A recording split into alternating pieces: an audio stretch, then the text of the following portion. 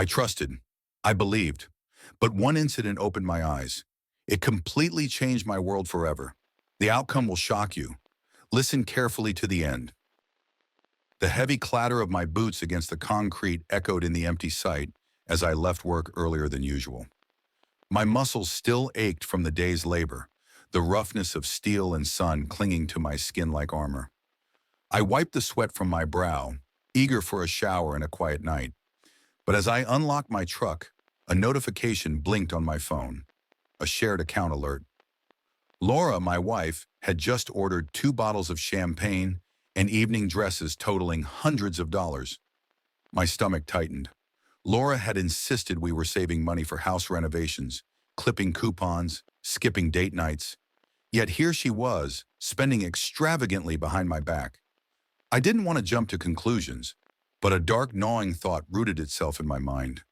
Still, I forced myself to drive home in silence, gripping the steering wheel until my knuckles turned white. The house was unusually quiet when I arrived. I moved carefully, soundless as a hunter. In the dim light filtering through the living room curtains, I saw Laura slipping into the basement with an old travel bag clutched in her hands. I waited, heart pounding, until she re-emerged moments later. The bag sagged heavily as she hoisted it into the trunk of her car. Without thinking, I stepped closer under the veil of the porch shadow. Once she drove away, I crept into the basement. Dust floated like tiny ghosts in the air. In the far corner, where we stored old Christmas decorations and forgotten boxes, I noticed a small gap in the floorboards. Hidden storage, something I hadn't built or known about. My fingers trembled slightly as I pried the boards loose and found an empty space. She had cleaned it out. But what had been there? I had no answers, just questions piling up like bricks crushing my chest. The next morning, another storm brewed. Laura spoke on the phone when she thought I was still asleep. Her voice floated into the kitchen, low but sharp with excitement. "The club's fake. Yeah, soon we'll be free. Can't wait to start our new life." I pressed my back against the cold wall, feeling the truth stabbed deeper than any blade. I didn't confront her, not yet. Instead, I planned. My mind, hardened by years of working construction and surviving harsh bosses, shifted gears into a darker kind of blueprinting. I bought a small, nearly invisible camera and installed it in our bedroom while she showered that evening. That night, under the faint hum of the ceiling fan, I lay awake in the darkness, pretending to sleep. The creak of the front door woke me fully. The footage would later show a man slipping into our home like a snake through tall grass. I watched through the hidden camera feed on my phone, my heart hammering with a primal fury I had never known. His hands on my wife, her lips against his neck, her body moving in ways that once belonged to me. I made my decision right then, not just to leave her, but to obliterate the fantasy life she had been secretly building. If she wanted a new life, she'd get one, but not the one she had imagined. The first move was subtle, forging a letter from the bank, suggesting we had missed mortgage payments and foreclosure was imminent. I knew she'd panic. I slipped the notice into her mailbox one morning before she woke. The second move required more patience. I used dummy shell companies I had set up years ago for tax write-offs to start transferring joint assets into my sole name. She had no idea. She was too busy planning her grand escape. At night, while she dreamt next to me, I hacked into her laptop using a cheap keylogger hidden under her desk. I uncovered thousands of messages between her and her lover. Dirty words, whispered promises of new beginnings, travel plans, secret bank accounts. I leaked them anonymously onto social media. Friends and family started whispering. Invitations stopped arriving. But Laura still smiled at me across the dinner table, still kissed me on the cheek before bed, still played house like nothing was unraveling around her. She was blissfully unaware that the ground beneath her was crumbling one grain of sand at a time.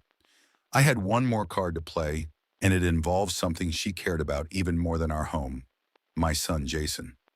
She had no idea that her plan to abduct him was already shattered before it began.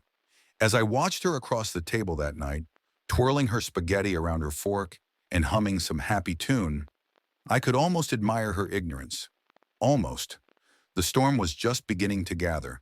The morning sun stretched long, lazy shadows across the driveway as I sipped my black coffee and stared at the house that was no longer a home. Laura was busy upstairs, humming tunelessly while packing God knows what into her favorite red suitcase, the one she always used for her business trips. I tapped my fingers against the kitchen counter, the old rage simmering under the surface, boiling slow and steady. It was time to tighten the noose. First, I crafted a fake contract for the sale of our house. I found a realtor willing to play along for a price, a shady, desperate man deep in debt who didn't mind dirty paperwork for the right fee. I created a trail of forged bank letters too, making it look like Laura herself was preparing to embezzle from our joint property. I wanted her friends, her family, even her own blood to doubt her loyalty before she even realized what was happening. Meanwhile, the assets continued moving, quietly, efficiently.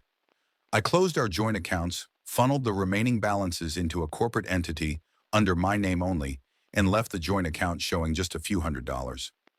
Not enough for Laura to make a clean getaway? She still hadn't noticed. She was too preoccupied with her future. The keylogger had been gold. I intercepted dozens of her emails, including one to a private property agent in a neighboring state. She was arranging for a new apartment, using funds siphoned from our marriage like a leech draining blood from its host. What she didn't know was that the property manager had already been contacted. By me. The lease would never be finalized. Her new life would collapse before it ever began. And then came the discovery that almost broke me. Laura had plans to take Jason, my boy from my first marriage, with her. She had been feeding him little ideas in private, about adventures, about living somewhere exciting, about new beginnings. Jason, only 8, was too young to understand he was being used like a pawn. That knowledge carved deep scars into me that would never heal. I decided that her betrayal needed a sharper edge.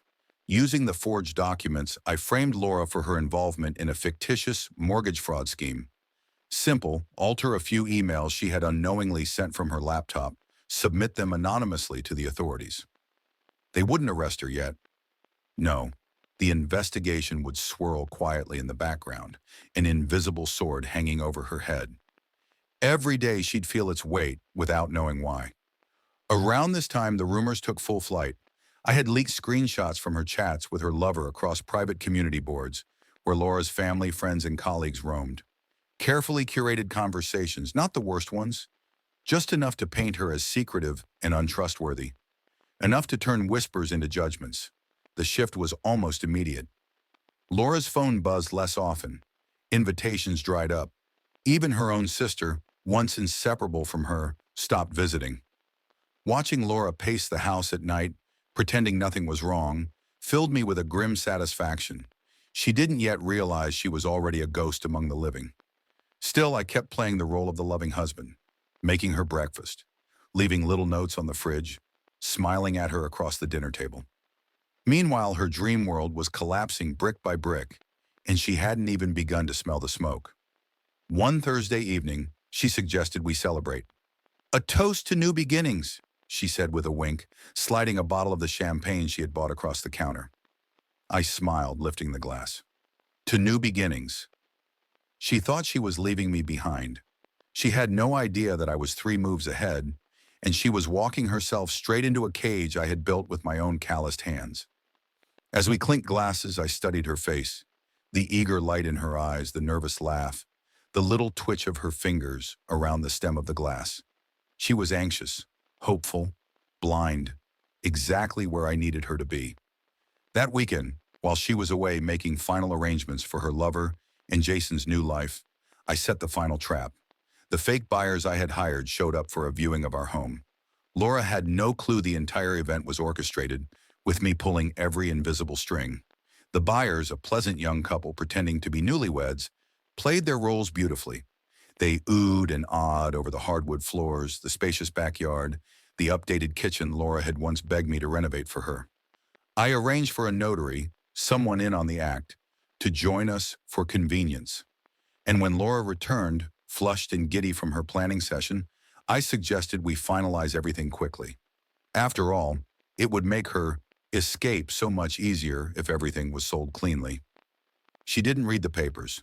Drunk on champagne, drunk on dreams, she signed away her rights without a second thought. It was almost too easy. That night, I handed her an envelope across the dinner table. She opened it eagerly. Plane tickets. First class. A flight leaving the next morning. A gift from me, I told her, to make her fresh start even more perfect. Tears welled in her eyes as she hugged me tightly, whispering thank you against my neck. I kissed her forehead.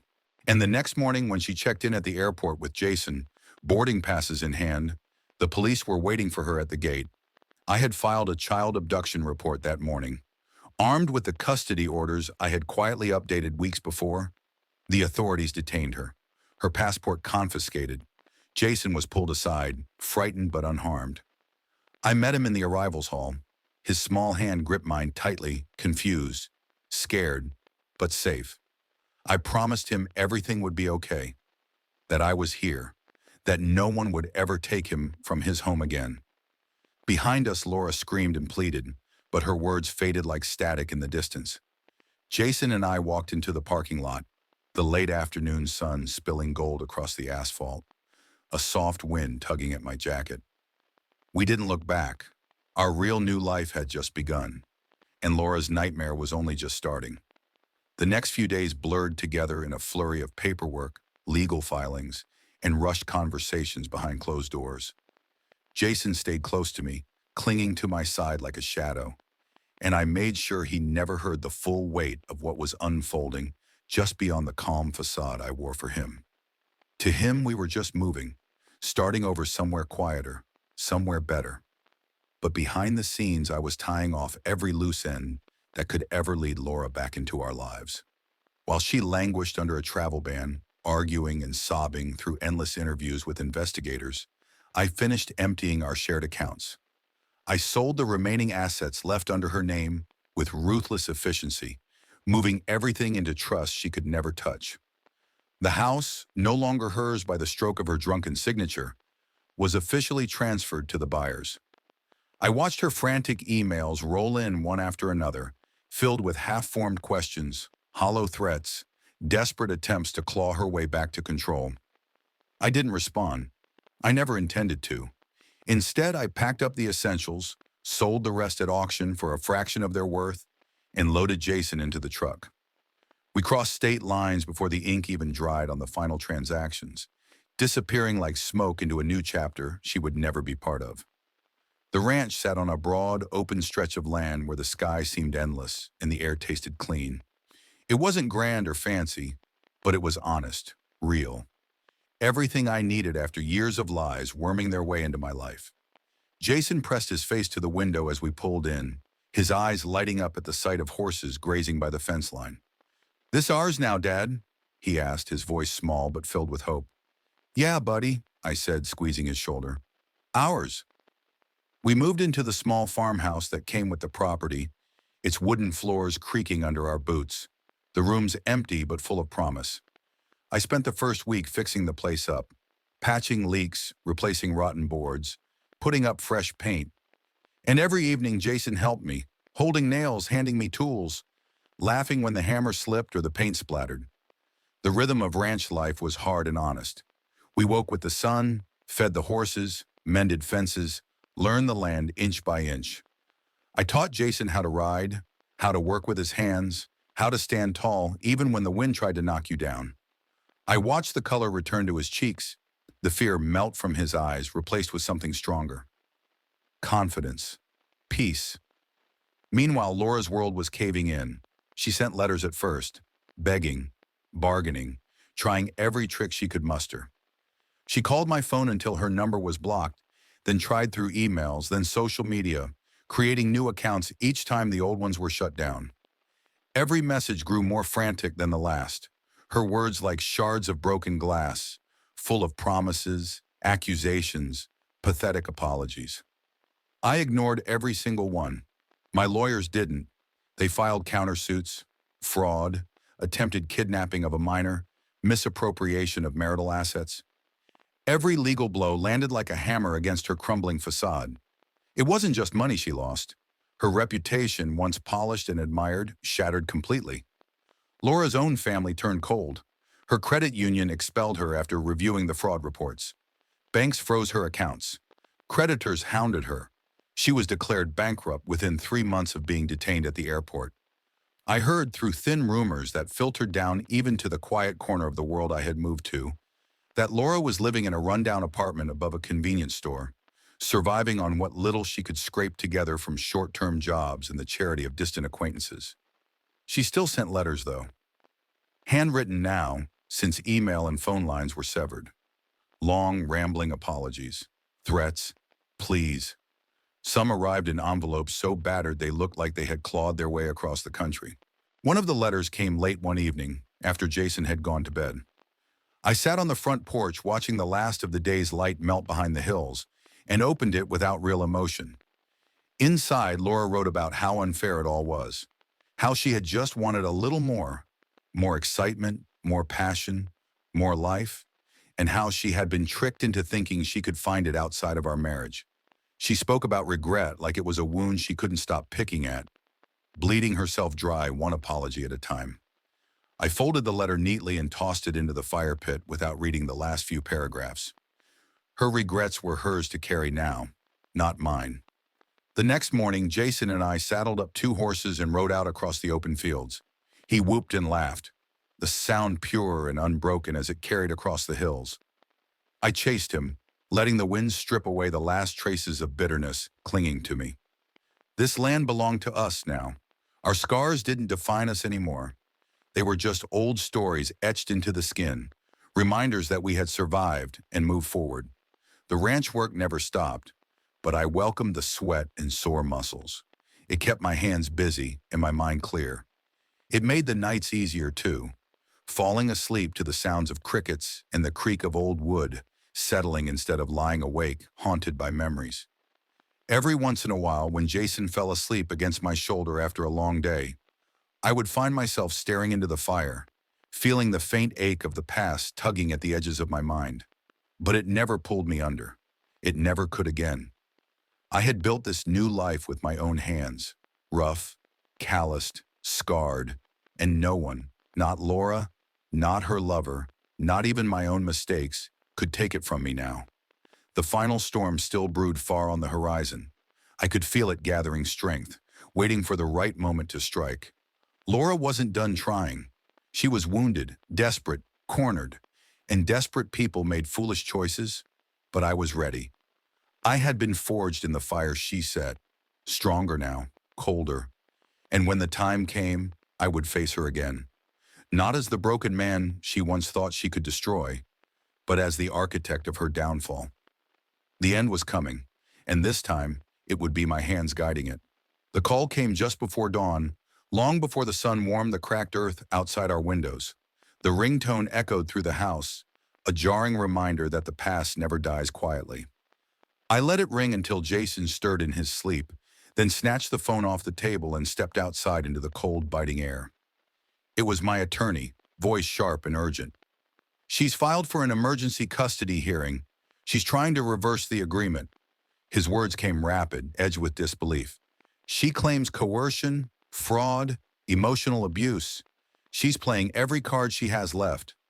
A hollow laugh escaped my throat, curling like smoke into the air. I shouldn't have been surprised. Desperation makes fools brave. "Let her try," I said, my voice low and steady. "She's already lost." Over the next few weeks, the last act of Laura's downfall unfolded exactly the way I planned. Every lie she clung to unraveled under the weight of hard evidence. Every fabricated accusation she hurled crumbled under the steady force of facts. Emails, financial records, testimony from her own family members. I had buried her so deep in her own deceit that there was no way back to the surface. At the hearing, she sat across from me, a ghost of the woman she used to be. Her once perfect hair hung limp around her sunken face, her hands trembling as she clutched at a crumpled tissue. She tried to meet my eyes, searching for something. Pity, weakness, forgiveness. She found nothing. Jason sat in a waiting room down the hall, playing with a battered old handheld game console, blissfully unaware of the storm passing just beyond the door. Laura's lawyers stumbled through their arguments, their case built on nothing but Laura's shredded pride. When my attorney presented the evidence, the secret accounts, the fake travel documents, the surveillance footage, the judge barely needed an hour to make the decision.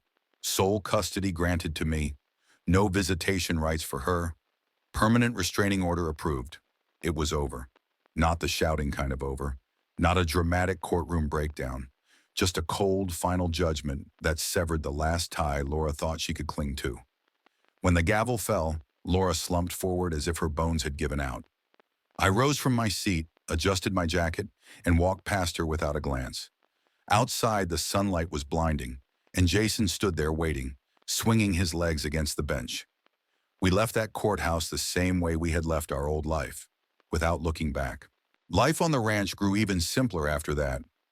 I expanded the stables, bought 2 more horses, hired an old friend from my construction days to help rebuild a second barn that had collapsed years ago. Jason thrived out there under the open skies, his face perpetually sunburned and smiling. He grew stronger, leaner, his eyes sharp and quick, like a boy who knew his place in the world and trusted it to hold him up. The letters stopped coming. Laura must have realized there was nothing left to salvage, nothing left for her to control, no lies left to spin. One night, a few months later, Jason and I sat around a crackling fire pit behind the ranch house. The stars above us were thick and brilliant, undimmed by city lights.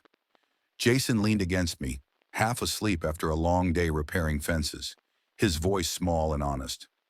"Dad, why doesn't she write anymore?" I stared into the fire for a long time, the flames licking at the dark, the old hurt flickering low and powerless in my chest. "Sometimes," I said carefully, "people get lost chasing things that never mattered, and when they realize it, it's too late to find their way back." He nodded, the answer enough for him, for both of us. Jason drifted off against my side, and I sat there in the quiet, watching the fire burn low, the stars wheeling slowly overhead. In the end, Laura hadn't just lost her freedom, her money, or her reputation. She had lost something far worse. She had lost the chance to matter at all. I had built a new life from the ruins she left behind, a life of dust and sweat and honest work, where the only thing that mattered was the truth we lived every single day. And as the fire cracked and the night deepened around us, I knew without question. She had burned herself to ash, and we were free. That's all for now, folks. Thank you for being with me today and listened. And if you liked my story, please subscribe, hit the like button, and comment below what you think about all this, and what would you do if you were me. Also, don't forget to check my other stories in description below.